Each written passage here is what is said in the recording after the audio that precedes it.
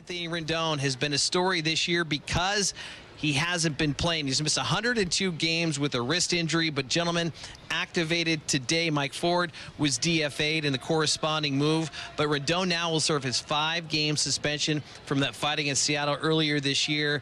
Just initial thoughts, just good news overall to get him back in the lineup here soon. And I've talked to him a little bit on the bench. I mean, he actually feels really good. And you're talking about a wrist injury. You're talking about a hitter. Anything with the hands, that's a dangerous thing to be talking about, you know, as far as career goes. But he feels good. He's been taking great BP. He's looking forward to getting in the game. So I think this is good news for him and for the Angels. Yeah, I mean, as a veteran player, I don't think he really needed to worry about finishing the season. I think he's just more worried about his health, as Tim talked about. So it's good to hear that he is healthy. Yeah, and this is him taking live BP from a pitcher yesterday for the very first time. He deemed himself well and ready to go. That's good news for him, good news for his Angels teammates, and good news for 2023. Let's get some more good news. So, well, you know, when we think about good news, we always bring in Erica West, and she's always got great news. So tell us some more good news about Anthony Rendon, Erica. Oh, that was a heck of an introduction there, Frenchie. Thank you for that. Yeah, it kind of crept up on us a little bit, right? This good news with Anthony Rendon, as you mentioned, missing a bunch of games this season. He's been out since June 15th with that right wrist inflammation, undergoing that season-ending injury, or the surgery, excuse me. So I think it was a little bit of a surprise to all of us seeing him now being reinstated from that injured list. He does feel good.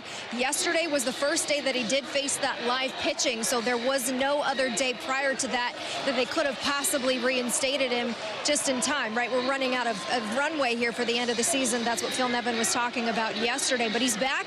He will serve that 5-game suspension starting tonight, and we did have a chance to talk to him before the game today about why it's important for him to be participating in baseball activities now and having a healthy offseason come this winter. And that was always my expectation, especially, I mean, this is 2 years in a row now, so whether it was going to happen or not, I was going to push myself to try to come back this year. If it worked, it worked, but if it didn't, that's fine. Like, I was okay with that. I could go into the offseason, but I didn't want to leave anything behind saying, oh, I could have got activated. You know, they ended the last year, so I wanted to make sure that I gave myself every opportunity. Yeah, he's ready to play. I mean, he feels like he's ready to go. Obviously, there's no rehab games to go play in, but he's kept himself in great shape. I mean, is it 9-inning baseball shape? I mean, we got 3 games to find out. We'll see how it goes. You know, I'll talk to him as we get closer to Monday, but he's going to continue to do the live at-bats, the work on the field, and we wouldn't activate him unless he was ready to play. And this wasn't just to get this out of the way. Like, realistically, he can play the game right now. He'd be able to play tonight if he was able. Yeah, just to reinforce what Phil Nevin was talking about, of course you're getting the suspension out of the way now, yes, so that he doesn't have to serve it at the beginning of 2023.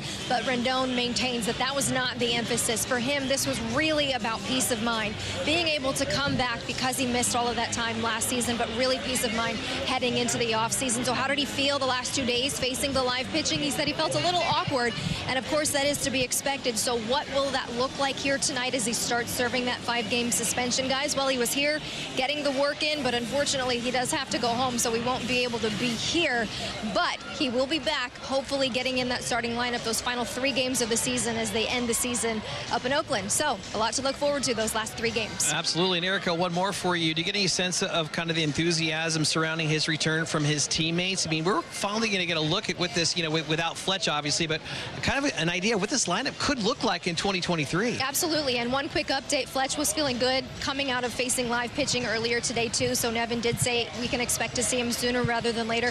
But just the enthusiasm that you're seeing from the guys in the dugout coming out as we were talking to Rendon this afternoon. Mike Trout came out, put his hands on his shoulders, said he was excited to have his teammate back. So yeah, considering you're ending the season, not going to the postseason, but you're getting guys back healthy so you don't have a question mark heading into next year, and you got the debut of Logan O'Hoppe tonight too, there's a lot of enthusiasm going around in the dugout right now.